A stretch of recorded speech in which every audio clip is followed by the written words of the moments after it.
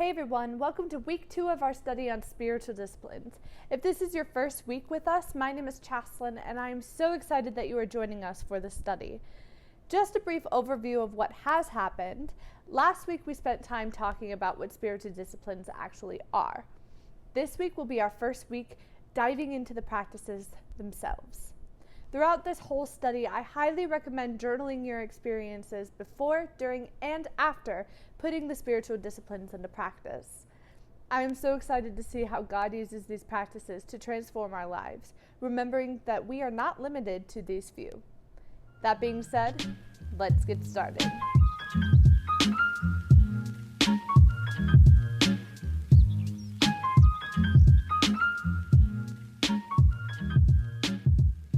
Previously, we talked about worship as being an acronym for the different types of spiritual disciplines, and we talked about it also being a type of spiritual discipline.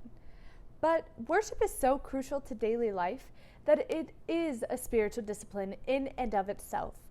This week, we will be focusing on the spiritual discipline of worship. Did you know that worship is not exclusive to those who practice a religion? In fact, every human being that has ever lived has participated in some form of worship, whether they have realized it or not. Worship is an act that reveals the someone or something that we value most.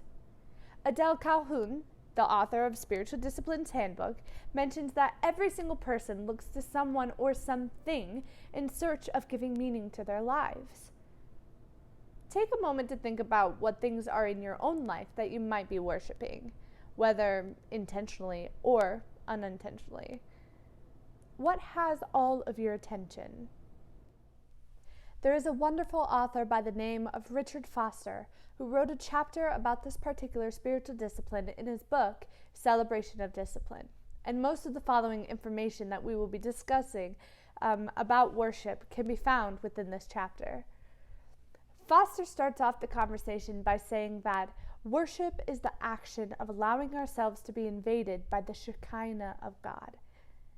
Shekinah means the glory or radiance of God dwelling in the midst of his people.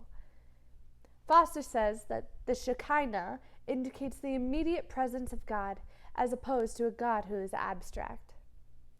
We see examples of the Shekinah all throughout the Bible. When God created the world in Genesis, he walked with Adam and Eve in the garden. In Exodus, God was physically there with his people, leading them by pillars of cloud and fire. Exodus 40, verses 34 through 38 say, "Then the cloud covered the tent of meeting, and the glory of the Lord filled the tabernacle. Moses was not able to enter the tent of meeting because the cloud was settled upon it, and the glory of the Lord filled the tabernacle. Whenever the cloud was taken up from the tabernacle, the Israelites would set out on each stage of their journey. But if the cloud was not taken up, then they did not set out until the day that it was taken up. For the cloud of the Lord was on the tabernacle by day, and the fire was in the cloud by night, before the eyes of all the house of Israel at each stage of their journey." This is a perfect example to see what Shekinah truly is. But it doesn't stop there. If you know anything about Jewish temples and the tabernacle, you might know about the sacred place within these holy places. There was an inner sanctuary that only certain Jewish priests were allowed in. This place was called the Holy of Holies. This was where God's presence dwelled. When Jesus came to earth, everything changed. Jesus himself was the ultimate encounter of Shekinah that God has ever had with man on earth. But that did not end with his death. In fact, remembering the crucifixion story, when Jesus died, the curtain that separated the inner sanctuary from the people who were not priests tore in two. This signifies that we can now encounter the Shekinah of God.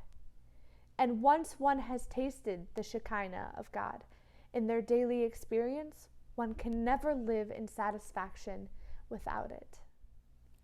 As Christians, we desperately need to see who God is. We worship the Lord not only because of who he is, but also because of what he has done for us. Worship is our response to the overtures of love from the heart of the Father. When we are invaded by the Shekinah of God, we will be able to do nothing but worship. Our spirit becomes ignited by the divine fire, and worship is our response. If we were to take a look at worship within the church as a whole, we would see that there is a huge divide. Different churches argue and disagree about what they believe the form of worship should be.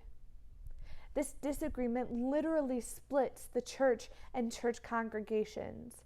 Some churches have even created church services that are based on the different forms of worship, labeling one service as contemporary and one as traditional. The worst part is that most of these congregations or forms of worship never intersect. I could go all day on that subject alone, but that's a story for another time. What is important to understand from this is that there is not one particular form of worship that can fulfill the need for every individual. When the Spirit of God touches our own spirits, the issue of forms is wholly secondary. Forms are not the worship, they only lead us into worship. And every individual has a different need and a way to worship. Foster says that worship must have a priority within our lives. Sometimes the church gets sidetracked with all the things it must or should do. And sometimes we as Christians get distracted by all the things we must or should do. It isn't always intentional, but it does happen. Foster points out that the first commandment that Jesus gives us is to love the Lord your God with all your heart, soul, mind, and strength. Every fiber of our being should be focused on ultimately worshiping God. Service is the second command that Jesus gives. It should also be noted that service flows out of worship.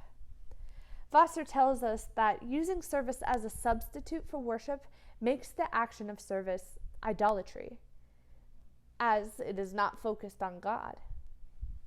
It is only when we are fully focused on loving and worshiping God that we are given the call and ability to serve.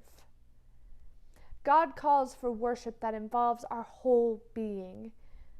All your heart, soul, mind, body, and strength. If we are going to make sure every fiber of our being is focused on worshiping God, we have to remember that worship includes our body, not just the mind and spirit. Our physical response to worship is important to our experience. It should never be manipulated. We should allow ourselves and others the freedom to respond to God's moving upon our heart in any way that may be needed. So how then can we prepare ourselves for worship of any kind? Foster offers some different actions that one can take in order to fully prepare ourselves for the worship experience. We should practice the presence of God daily. This means that we are actively looking for and inviting God to take part in every moment of our daily life, no matter what we are dealing with. We will go more into depth about what this looks like next week, as it is another spiritual discipline. We can participate in many different experiences of worship. This is simply the action of choosing to experiment with different forms of worship within your personal worship time or even corporate worship time. This also includes the amount of people within our gathering, whether we are by ourselves, with one or two other people, or even in larger groups. We can cultivate a holy dependence. This means that we are completely and utterly dependent on God for anything that might happen during our worship experience. When the heart is set on Him, He will show up. The Shekinah of God will invade us. We can learn to offer worship as a sacrifice. This means that we are being active in offering our worship to God, even in the times we don't feel like worshiping. Especially in the times we don't feel like worshiping. We can be willing to submit and be gathered in the power of the Lord. This means to allow ourselves to be transformed by His power. Submission to God is difficult, but it is only by submission to the Lord that we can be ready for change. Here are some questions that Adele Calhoun gives us to try to think about. Take a few moments to reflect and even write down some of your answers. If you are with others, talk about your thoughts with them. How has a particular style of worship, charismatic, traditional, contemporary, liturgical, etc., shaped you and your image of God? How does a particular form or style of worship shape you now? Is there a new or different form or style that you would like to put into practice this next week? How does worshiping alone and worshiping with others affect you? What about God moves you to worship? Who is God to you? What name for God best describes your relationship with Him right now, and what does that name mean to you? We have explored what the spiritual discipline of worship is. Now it is time to talk about some ways that we can actively practice this discipline this week. Please remember that the ideas that are listed are not the only ways that you can participate in worship. There is no one form that is greater than the other. I encourage you to set aside time every day this week and choose one way to practice the discipline of worship. Here are some ideas. Exercise number 1. Consider the many names God uses to reveal Himself to us.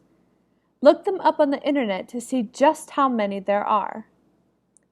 Choose one of the names daily and reflect on what that name means to you in your life right now. Use this name as you pray and talk to God. Exercise number 2. Write something to God expressing your love and honor of Him. This could be a letter, a song, a poem, etc. Exercise number 3. Movement is a big part of our worship experience. Set aside time to be alone with God. Turn on some music or listen to a recording of the scriptures. As you listen, allow yourself to physically react to what you are hearing. This can be by dancing, standing, sitting, singing, lifting up your arms, kneeling, lying prostrate, etc. Offer every part of yourself to God in this sacrifice of worship. I hope that you have learned as much about true worship as I did when researching this. I am praying that God shows up in mighty ways and that you learn something new from this practice. If you have any questions about what we are talking about, would like to share your experiences, or are interested in resources to learn more about this topic, please email me at the email provided. I hope you have a wonderful Sunday.